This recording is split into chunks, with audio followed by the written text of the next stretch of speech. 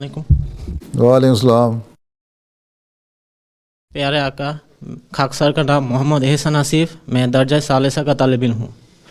حضور، میرا سوال یہ ہے کہ معاشرے میں عموماً دو قسم کے لوگ ہوتے ہیں۔ اول، جن کو مذہب سے کوئی دلچسپی نہیں، دوم، جن کو دلچسپی تو ہے لیکن وہ مذہبی شدت پسند ہے۔ حضور، ہم ان لوگوں کو کیسے تبلیغ کر سکتے ہیں؟ مذہب سے جن کو دلچسپی نہیں وہ مادیت پرست ہو چکے۔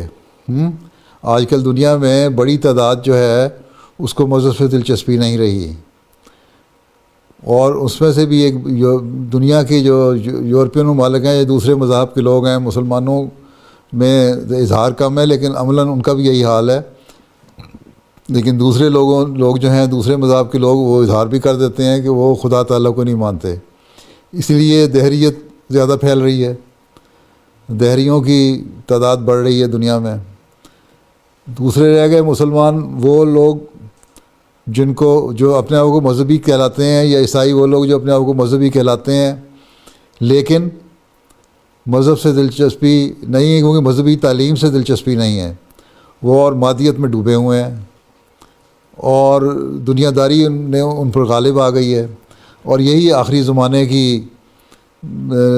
حالات کا نقشہ کھینچا تھا حضرت صلی اللہ علیہ وسلم نے، اور اسی آخری زمانے کی حالات کو نقشہ جب کھینچا تھا تو اس میں اس وقت مسیح موعود نے آنا تھا، اور انہی لوگوں کے لیے سورہ جمعہ میں آیات نازل ہوئی تھیں، اور یہودیوں کی مثال دے کے کہا گیا تھا کہ وہ دیکھو تم لوگ ویسے نہ ہو جانا۔ اور آخری جو 3 آیات ہیں سورہ جمعہ کی آخری رکوع کی جو 3 آیات ہیں اس میں یہی بنایا کہ چھوڑ دیتے ہیں، دنیا داری میں پڑے ہوئے ہیں اور نمازیں اور عبادتیں چھوڑ کے بیٹھے ہوئے ہیں۔ پھر یہ تو پہلی قسم کے لوگوں کی 2 قسمیں ہو گئیں، اور تیسری قسم یہ ہے جو شدت پسند ہو گئے۔ اب شدت پسندی بھی جو تھی حضرت مسیح علیہ السلام کی آمد سے پہلے تو مسلمان اسلام کو بھول چکے تھے، اسی لیے عیسائیوں نے یہاں آ کے پاکستان بھی جو سب کانٹیننٹ ہے، بنگلہ دیش، ہندوستان اور پاکستان، اس میں تبلیغ کی، اور 30 لاکھ مسلمانوں کو عیسائی بنا لیا۔ بڑے بڑے پادری مسلمان مولوی جو تھے وہ عیسائی ہو گئے، کیونکہ اسلامی تعلیم نہیں تھی۔ حضرت مسیح علیہ السلام نے آ کے ان کو تھوڑا سا ابھارا۔ اب حضرت مسیح موعود کی مخالفت میں جب یہ اٹھے تو پھر انہوں نے ایک لہر اسلام کے حق میں تو پیدا کر لی اپنے اندر ایک طبقے میں، لیکن ساتھ ہی شدت پسندی بھی پیدا کر لی۔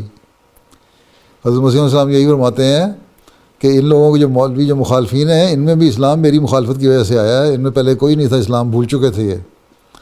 اب ان شدت پسندوں کو ہمیں بتانا ہے کہ اسلام کی اصل خوبصورت تعلیم کیا ہے، اور یہی حضرت مسیح علیہ السلام نے فرمایا کہ یہی چیزیں ہمیں ساروں کو بتانی چاہیے، کہ اور یہی مقصد 2 ہیں میری آمد اور بعثت کے مقصد، کہ ایک یہ ہے کہ بندے کو خدا کے قریب لانا، اس کو عبادت کرنے والا اور اللہ تعالیٰ کے حق ادا کرنے والا بنانا۔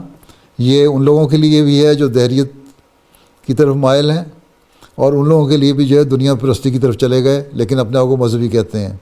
اور تیسرے، بندے کو بندے کے حقوق ادا کرنے والا بنانا، یہ ان لوگوں کے لیے بھی ہے، یہ تینوں کیٹیگریز کے لیے ہے۔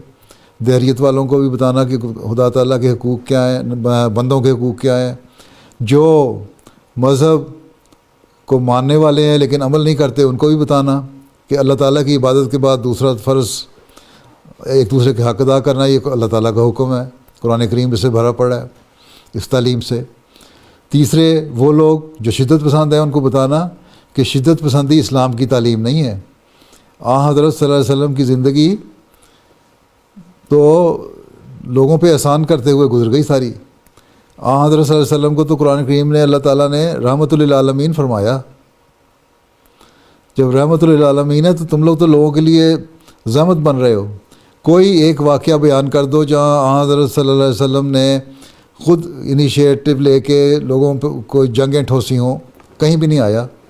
قرآن کریم میں جہاں جنگ کا حکم آیا پہلی دفعہ جنگ کرنے کا سورۃ الحج میں، وہاں 40ویں 41ویں آیت ہے، وہاں یہی حکم آیا کہ دیکھو تمہیں اس لیے اذن دیا جاتا ہے، تمہیں اس لیے اجازت دی جاتی ہے کہ یہ لوگ اب حد سے بڑھ گئے ہیں، اور اگر یہ لوگ اور ان کے ہاتھوں کو روکنا ضروری ہے، بعضوں کو بعض کے ذریعے سے ہم روکتے ہیں، اگر ان کو اسی طرح جاری رہے یہ، تو پھر نہ کوئی چرچ باقی رہے گا، نہ کوئی یہودیوں کا سیناگوگ باقی رہے گا، نہ کوئی ٹیمپل باقی رہے گا، نہ کوئی مسجد باقی رہے گی ہیں۔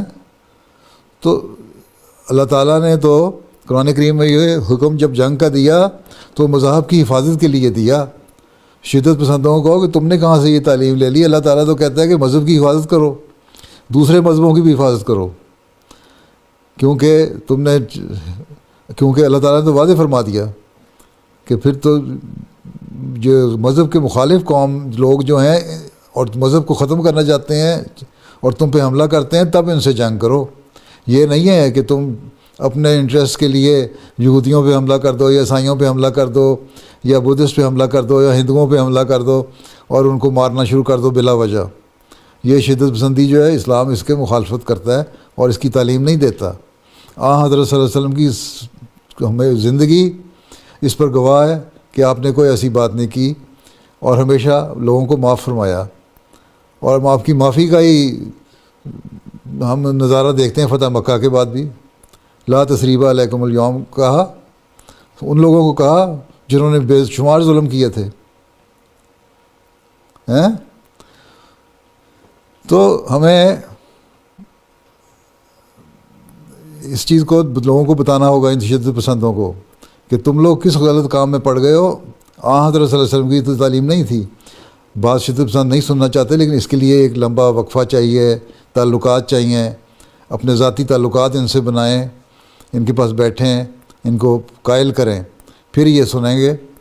تو قرآن کریم سارا اس بارے میں بڑا پڑا ہے۔ حضرت صلی اللہ علیہ وسلم کی سنت، آپ کا اسوہ، آپ کا اٹھنا بیٹھنا، آپ کی زندگی کا ہر لمحہ اس بات کا گواہ ہے کہ آپ نے پیار، امن، محبت اور شانتی کی تعلیم دی ہے۔ ٹھیک ہے، یہ باتیں بتانی ہوں گی، ٹھیک۔